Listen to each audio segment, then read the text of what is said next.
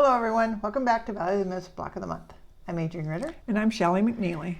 And we are here to start 2021 Block of the Month. Now number one, Shelley doesn't even know this, but I did want to apologize for the end of the year where we kept thinking we're going to have guild meetings and we're going to get together and we're going to be able to exchange blocks. But, 2020 was just that year, Well, it definitely was. So we're hoping still exchange the ones that you did for last year. Yeah. So yeah, when we finally get together, right. maybe in 2025. No, let's hope not. Anyway, so this year we have a new plan for Block of the Month. We had a focus fabric all picked out for this year, but it doesn't look like at least we're going to start the year being able to exchange blocks. So we decided we're just going to go along and have you make your own quilt. Right. Now, there's two parts to that, because those of you that have saw, we've also introduced a round robin. And the round robin will be using some parts of Block of the Month. But if you're doing the whole Block of the Month, you'll just need to, in some months, make a couple extra blocks. Right. Now, Shelley, what is your plan, like not a fabric-wise, what's your plan block-wise? You're making one of each block this year. Making one of each for Block of the Month, and then the ones I need for the round robin, which will be different fabric. Okay. And so you only make those. Right. And this block here actually is her round robin block. Right. Which we'll talk about in just a second. Just briefly. Okay, so my plan is I'm going to make two of each of the round robin, of the Block of the Month blocks this year. And on the months when I need it for round robin, I will make what I need for that. So I will be making at least 24 blocks plus, okay? Because some of the months for round robin, I need 2 more blocks. So, and this year, we are not telling you a focus fabric, but if you've been sewing along with us, you know why we tell you to do a focus fabric, because these blocks will be all different. Right. So the focus fabric will tie in your quilt that you make so that you can do all these different blocks. Right. But the blocks will still be a 4 fabric design. Right. And because we aren't portioning out the focus fabric, we're not going to worry this year that we have the focus fabric be a minor attribute. It can be a major part of each block. I've got a lot of my focus fabric. I don't. Oh, but you're only making 12 blocks. I know. Yes. So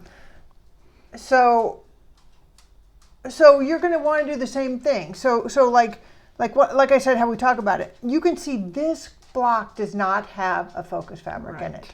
She's doing this for the round robin, and it's not going to need a focus because of the way she's doing her round robin.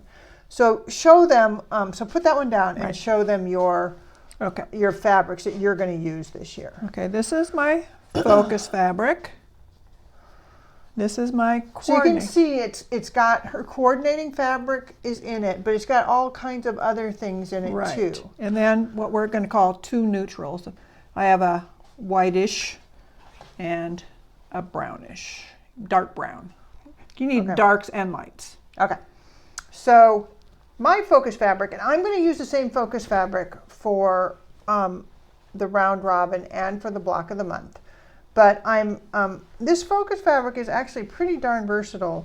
It's kind of interesting because it has grays and brown and white and creamy colors, so I can kind of go either way. So this block here is actually what I call one of my Block of the Month blocks. But for the round robin, I am going more with this brown look, and I'm using the focus, and I'm using mostly grunge fabrics with it. So go through your stash, or go shopping. Have fun, go shopping. But pick a fabric. Well, Shelley, do you just have a fat quarter? I do. Her focus fabric is just a fat quarter. Right. Hopefully I'll have enough. Yeah. Yeah, I hope you do. But I get to pick, hopefully, where I put my focus fabrics. We haven't decided that yet. Yeah. We don't have all the blocks visualized for this year yet. We're working on that. Okay, so now let's talk about the block for this year. This month? This month. Okay. I'm trying to think, did I forget anything about in describing? I mean, What you're making it for yourself. You can make as many blocks. The reason why I'm making 24 is I don't really do much with small quilts. I like big quilts. So I need 24 blocks to make a decent sized quilt. So that's why I'm doing 24 blocks. Yeah. Well, quite often that's what I end up doing is making multiples. So I have a bigger quilt. Yeah. Okay, so the block this month, as you can see here, is kind of these are going to be improv blocks again this year. We're going to try to do a lot of free cutting. So if I don't say it in those months, remember, don't cut your fingers off. Be careful. And we've fallen in love with these kind of wonky, I like wonky. Wonky looking blocks, which are not square, but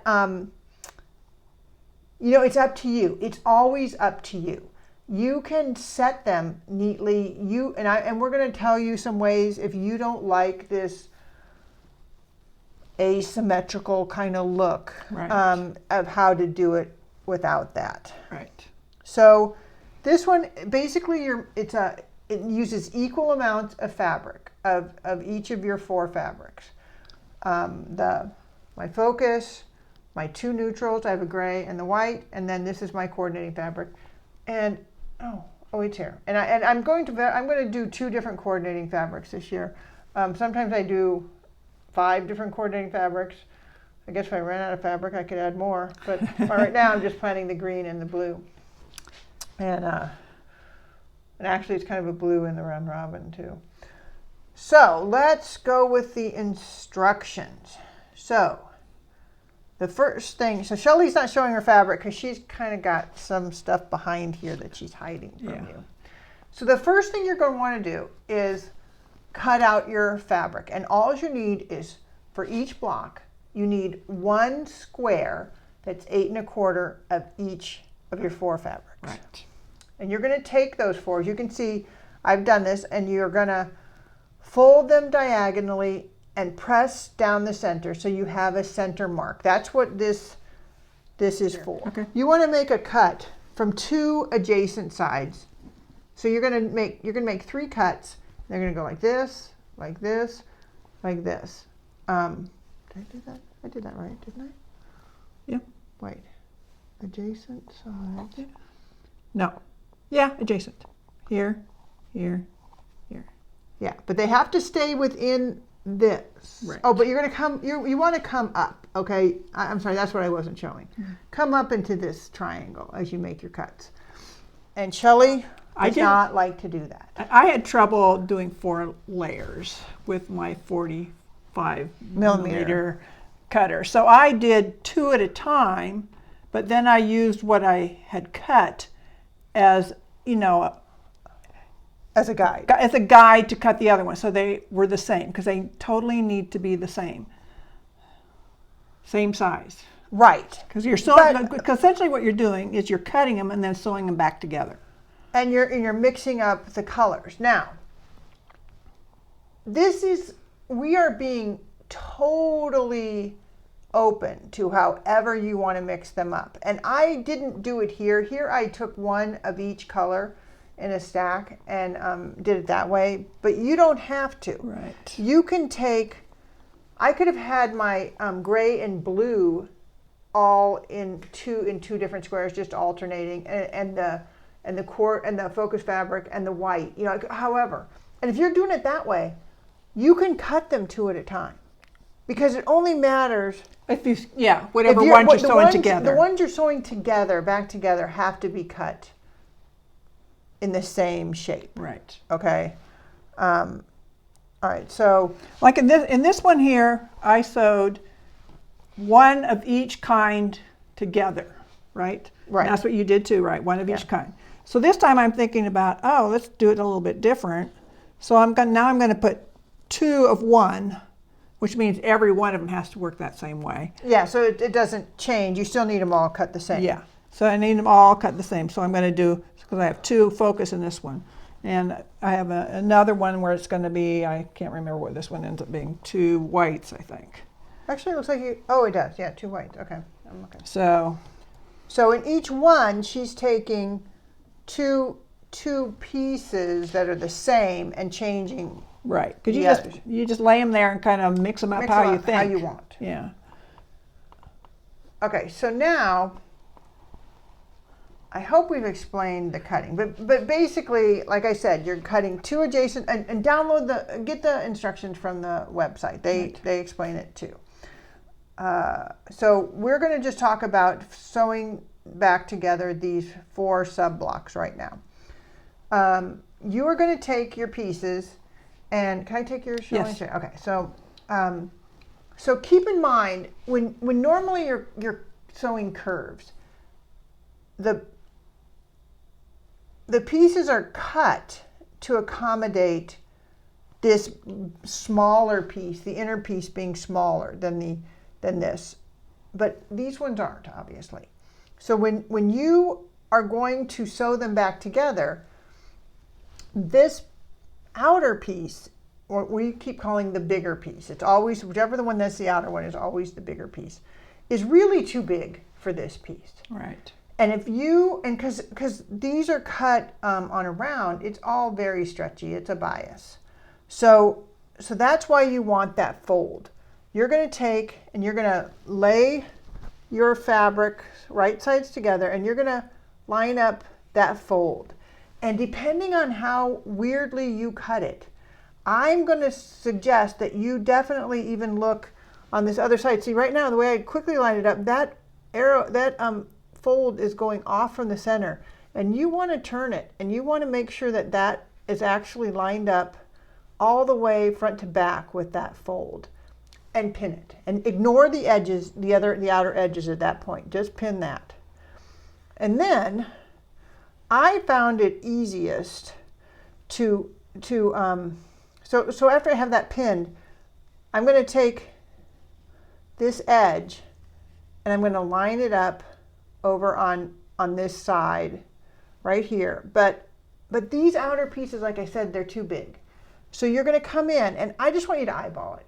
About 1/8 of an inch is roughly enough. You're still going to have a little Doesn't that one need to extend? Oh, yeah, I'm sorry. Yeah, this one, I'm sorry, I'm going backwards. Yeah. So this one is actually, this one's too big. The bigger one goes outside of that one, roughly, that's like 1/4 of an inch, but just roughly eyeball it at 1/8 of an inch. And I wish I had pins here, but once you do that, and if you have this on there and you're pinned, it's easier, trust me, when you have it actually pinned. And I found it easiest to pin it with the bigger piece on the top kind of cupping this lower piece into it. Mm-hmm. and making the pins. But when I sew it, don't have a walking foot on, because right. Now you're going to use the magic of your machine that will feed the bottom fabric faster, so you can ease in this extra fabric on the bottom. So you're gonna pin it. Well, you can do it however you want. If you have a better way, do it. But we're just saying, for those of you that aren't as comfortable with curves, this outer piece is bigger. Pin it outside of the smaller one, but then sew it so that you're going this way. And that's just how we like it. But you can try it and see what works for you.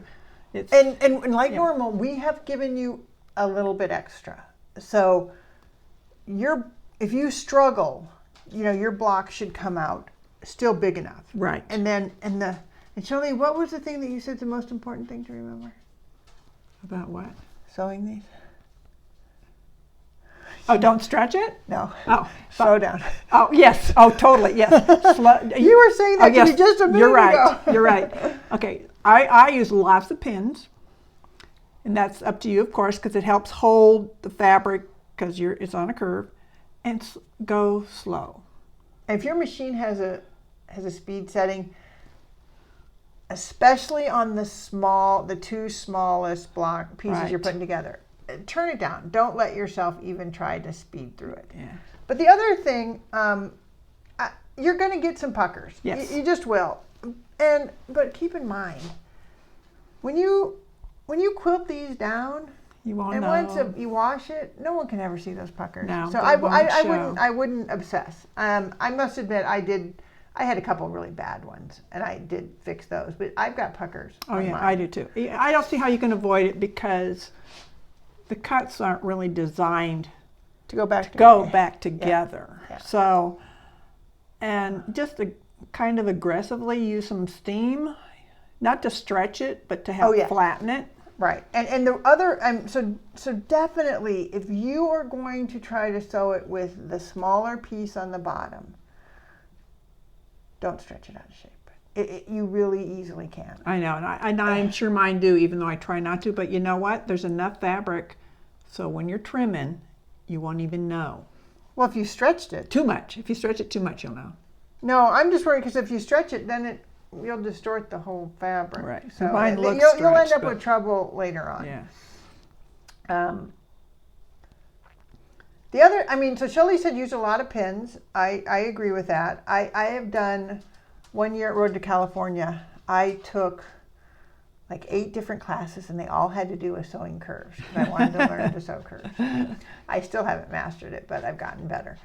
And one of the techniques that another teacher uses is she buys that 1/4-inch sticky tape, and that works too, and that just goes on the outside. They're small enough seams. You're not doing that much. It's not like you're doing a whole drunkard's path quilt where everything is curves all the way through. It's just these 1 or 2 blocks. Right. So just slow down and sew those and press them. I'm sure you'll find that if you start with the little ones, which is how we did it, the smaller pieces, that's the hardest piece. So as they you go get up, easier they as get they get out easier. because it's much less of a curve. Curve, right.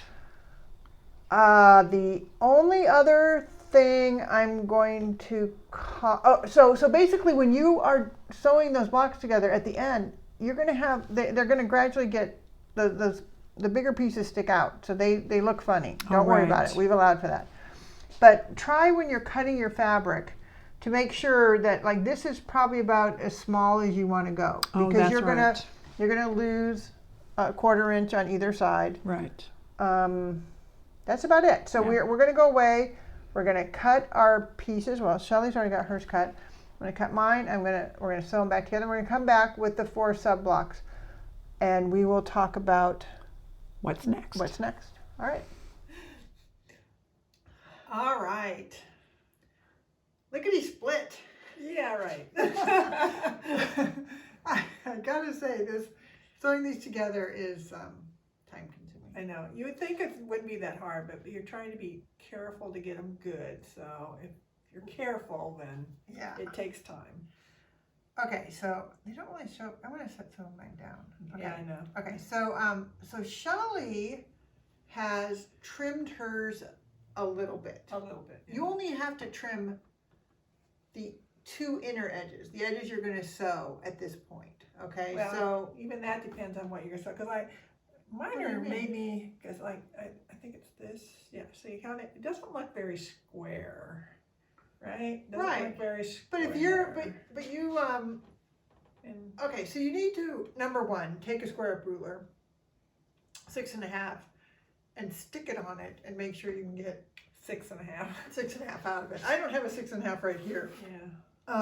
But you should be able to. I think Shelley said when she sewed these, she's a little nervous. She took maybe a bigger seam allowance. Well, maybe. Mine, I can get close to, definitely more than 6.5. But it's between 6.5 and 6 3/4. Some sides are way more than that, but to get a real square out of it, yes. And so to make the final block the right size, which like normal is going to be 12.5, the minimum you need is 4 6.5-inch squares. Right. Now, if they're more distorted and you have one that's 6 1/4 and one that's 7, and you're going to put those together, that's going to equal more than 12 and a half. So you're okay. So don't worry Unless you have, but you may be forced to put together a big block with a smaller block if you have to. Yeah.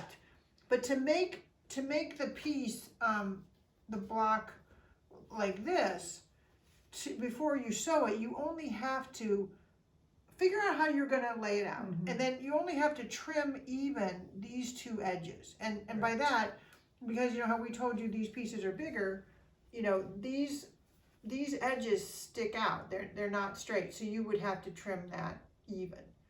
And they should look kind of like this growing pyramid, whatever kind of thing at this point, because we told you to have those stick out. Right. So Shelley, what you said you trimmed? I trimmed, two of them I trimmed kind of 4 size, so they're kind of squarish. These are squarish, more squarish. So you trimmed all 4 sides? Yeah, to make them squarish. These I trimmed just those 2 sides, and they really are not square, but they're rectangular-ish. Oh, so you're going to lay yours so that they all go in? Well, that I haven't decided. I might decide because this side, you haven't done anything here, so that one should technically be pretty straight. It isn't necessarily a square. They should be straight edges. Mine weren't perfectly straight. How can these not be straight? Well, I guess I'm not as good as you. Oh. But I mean, they started out straight. Okay. So, anyway. Look at this one. You're slightly, this, if you look at this one slightly, it just has to do because of the way you sew. Oh, I guess. You're right. It is a little bit. Okay. So you're going to take a ruler, and since you only need a 6 1/2, if you could use a 6 1/2 inch square, or you can use even a long, bigger ruler, and do the same effect. So this is a 9 1/2 inch square ruler, and what you want to do, you first want to figure out like if I'm gonna sew these like this, where my circles stick out. I can just set them in there, and I don't really have to do anything at this point. I could just sew that because they're straightish edges. Right, and then trim later. But if you're gonna have these inner edges, then you have to trim off these bumpy parts. Else it'll just make you crazy. Trust us. We're already crazy, so we know what made us that way. So you're gonna trim those down. Trim them the minimum you need to. Yeah, that's what I tried to do. Well, okay. I tried to make the minimum, the largest square I could. If you want this to be a very symmetrical 4 square block that's, line centered, then you're better off getting them closer to what you want, which would be 6 1/2. Right. And then you would end up with. Yeah, if you have a 6 1/2, then you're done after you sew them together. Then you should end up with a 12 1/2 inch square if you have an accurate 1/4 inch seam on the last 2 seams. If you're not sure about the accuracy of your seam, then trim them bigger, and then stick your 12 1/2 inch on it, line it up in the center, and we'll talk about that in a minute.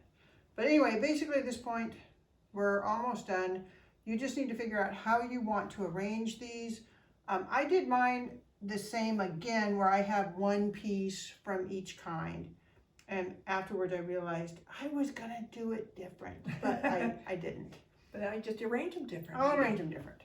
Yeah. So trim at least the 2 edges you need to put them together, sew them together, and we'll come back and we'll talk about the final trim. Right. I did forget something. I know, what was it? Well, all right. I do have a trick that I did learn while sewing these together. The other thing that helps, not only slowing down. Oh yeah. I made my. Oh, I know. I forgot. I made my stitch length a little bit longer. I think it defaults to like a 2 or 2.2 on my machine, and I sewed these at a stitch length of 3, so that you can kind of flatten it a little easier. The other thing I totally forgot to mention, when you are first folding and stacking those fabrics before you cut them, they all have to be the same direction. I am so sorry, and you guys can yell at me if you did this and I forgot to say, but in the instructions it says that stack them either all right sides up or all right sides down. That way you get the same cut. And have your folds that you did all line up together. Your diagonal folds don't have them some way, one direction, some the other, because that's what's helping you sew them together. So make sure that your fold lines you make. Yeah, stack them up and then fold them. And to be honest, to stack them, you kind of have to fold them and then stack them. You can't do one big stack, or that center piece will have like no fold to it. Right. Yeah. But anyway, okay. So we're going to put these together. We're going to sew 2 and 2, and then we'll sew that center seam and get them together. Right. And we'll be right back. All right, we're back, and aren't these blocks beautiful? I like them. I what a like difference. Yours look so different because you have 2 different sets of fabrics. Yeah. Mine are, they're Right. the same. But so now at this point, like I was saying, you can take your square ruler and you can set it right in the center and trim and make it just a straight 4-patch block, very straight. Or you've got all this extra, you can turn it however you want. That's up to you. Look at the difference. I was making. You can see the contrast between having them face in or face out. That's kind of fun. Shelley did hers all in, down, 2 and this out. one was 2 in and 2 out. And how is yours going to look when you square it up? Well, I haven't even tried this yet, but yeah. I mean, it's big enough, Yes. and we already have trimmed some off. So. Right. Okay. Right. So there's your block. Sure hope we're having a meeting and we get to see everybody, because Right. It's been a long time. it's been a long time. That's about it. Yep. So we're gonna sign off from Don't sweat it. It might be a little bit of a challenge, but don't sweat it. yeah. Take your time on these curve piecing. Do it over a couple of days if they're frustrating you, Right. but definitely don't do a lot of resewing. Right. I definitely have a bunch of, places where it's not smooth, but it just doesn't matter. Oh, you know what? Another thing I want to mention, your foot that you pick to sew with might help you on these curves. Definitely have a foot that's plexiglass or whatever they're made of, that are see-through parts of it. That helps. But don't have one that's really open, because you Right. really want those edges held down. If it's too open, they'll start moving funky. Right. The satin stitch foot or whatever that is, that one that is Yeah. very minimal foot and big open, it's not going to be your friend on this. Right. So, okay. So good luck. Have fun. And we will be back here next month with our next block of the Right. month.